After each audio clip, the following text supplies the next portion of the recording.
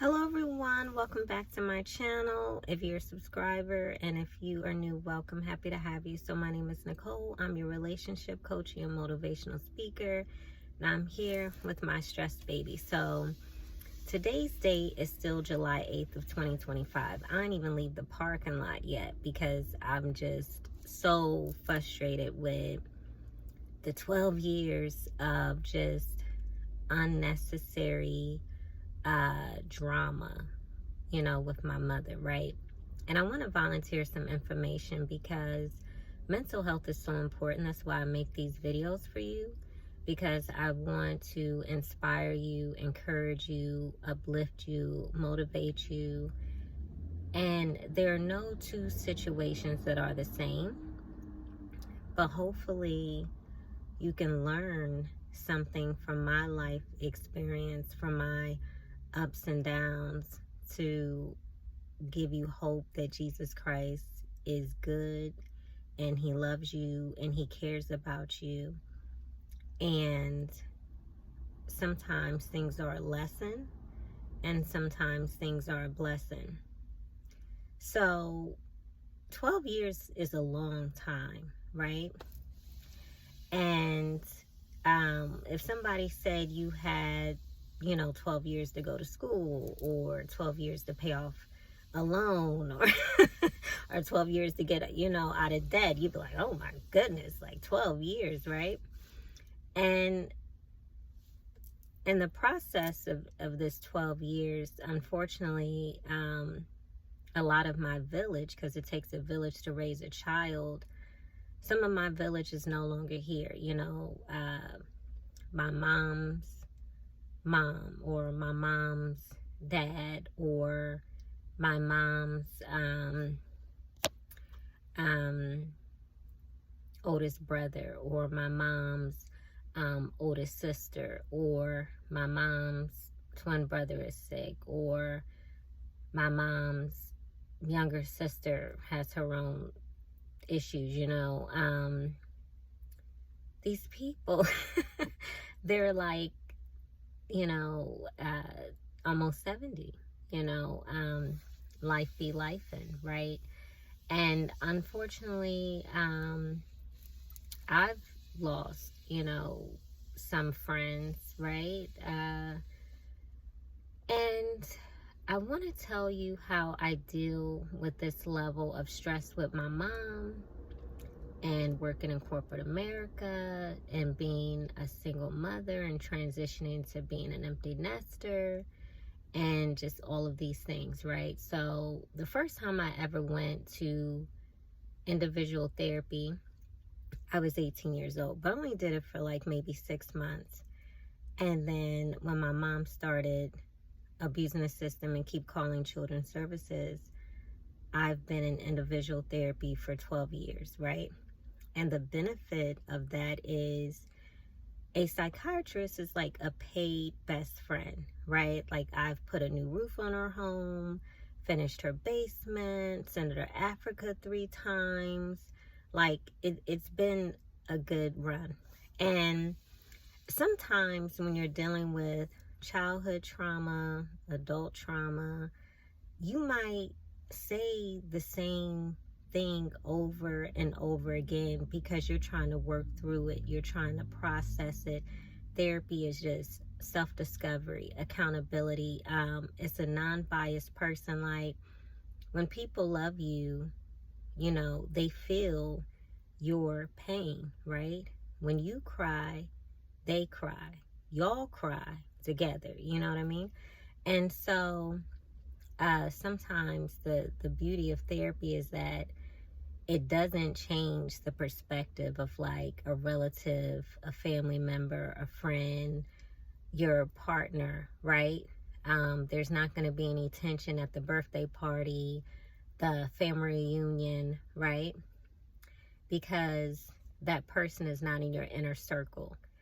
And then my son and I have done family counseling off and on 14 years, since he was like 4, because co-parenting from prison, children have questions, especially if if, you know, you don't live in the same household.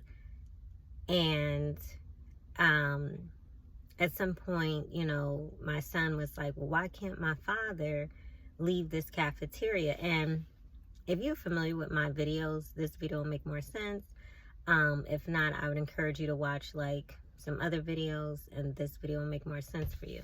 But I hope and pray that this message is a blessing to you. So we've done family therapy. Now, I recently stopped family therapy February of this year, 2025, because my mother kept coming. At first she wasn't coming. And then she started inviting herself. And I thought, oh, okay, maybe this is a fluke and she will eventually stop coming. And then the last 2 times, I just started meeting my son in the parking lot and giving him hugs and just telling him, you know, today's the last day, right? And so I, you know, had to do that for my mental space, because my mom, like other toxic people, they will do stuff, don't take any accountability, and then they'll just expect to still have access to you and be in your personal space. And I like for people to believe in themselves. I don't like for people to think that the relationship with me is like a revolving door, that I'm always going to be here and just put up with stuff because of a title or because, you know, we're relatives. I like for people to believe in themselves, stand on that decision. If you made that decision, don't think that you still have access to be in my life, right? Because for me, forgiveness looks like me forgiving myself for being too trusting or too naive, whatever that looks like. And forgiveness might be an everyday thing, right? You might have to forgive yourself every single day. You might have to forgive others every single day. And I think sometimes, and this is why I'm making the video, is because some people think forgiveness looks like access. Well, if you forgive me, I should still be able to hang out with you and call you. No, I can forgive you.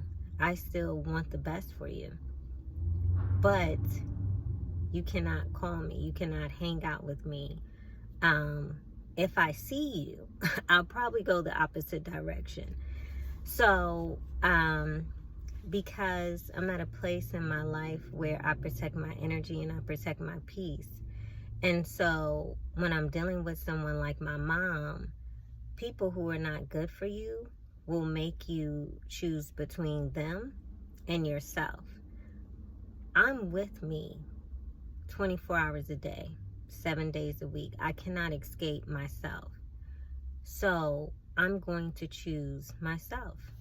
The easiest way I've been able to overcome so much stress, so much trauma, is because corporate America, right? Corporate America went to anger management. And the beauty of anger management is you don't want to be so frustrated with your personal life that now any little thing is upsetting you. And it's misplaced anger that has nothing to do with this person, nothing to do with this situation, right?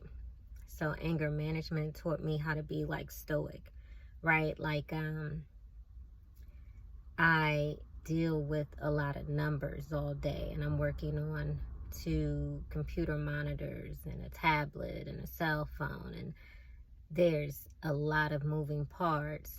And so I have to research and do a lot of prevention. It's almost like I have to catch a problem before it becomes a problem, or fix a problem before it becomes a bigger problem. I have to pay very close attention to detail. So being mentally tired and being physically tired is 2 different tires, right? So I'm at a place in my life where I'm excited about empty nesting, because I don't even have the energy to argue. It's not even worth it for me. It's like, if we gotta argue, thank you. I'm out. Like, okay, thank you. So When my mom first started calling children's services, 12 years is a long time, she almost gave me a stroke. Now, she knew this. Of course, she didn't care. And I'm making this video because a person who is jealous of you can never be your friend. It doesn't matter if it's a relative, a fake friend, a spouse, a baby mama, baby daddy. It doesn't matter who it is. A person who is jealous of you, that is something that's going on with them. They've got to do the inner work. They have to figure it out for themselves. You cannot help or fix anybody who is not willing to do it for themselves. And that's why I'm making the video, because mental health is so important. You really have to save yourself mentally, emotionally, spiritually, financially. I had 2 close friends of mine. I've been friends with them since the 9th grade. And I was extremely frustrated, right? And oftentimes we can treat our relatives, our friends, our spouse, whoever, as if they are psychiatrists. And if you're calling the same person or same people every day, that's a clear sign that you will benefit from therapy. My individual therapist is a Black woman because I'm a Black woman. My family psychiatrist for me and my son has always been a Black man. So in the course of 14 years, because people retire or they transition, we've had 3 Black men psychiatrists. I'm very intentional. You know, I specifically ask, hey, Black woman, Black man. My anger management is a white woman because I work in corporate America. And sometimes I'm in departments where, you know, it might only be one of me. So it's corporate America. So my anger management is a white woman, but I'm a woman. So I wanted a woman because I wanted someone who could relate to me. So, and anger management has been extremely helpful. It's what allows me to, you know, be calm and process my emotions and take the opportunity to deal with myself, right? And that's the blueprint. The biggest takeaway is that I do everything a sober mind. I don't self-medicate at all. God can talk to you faster.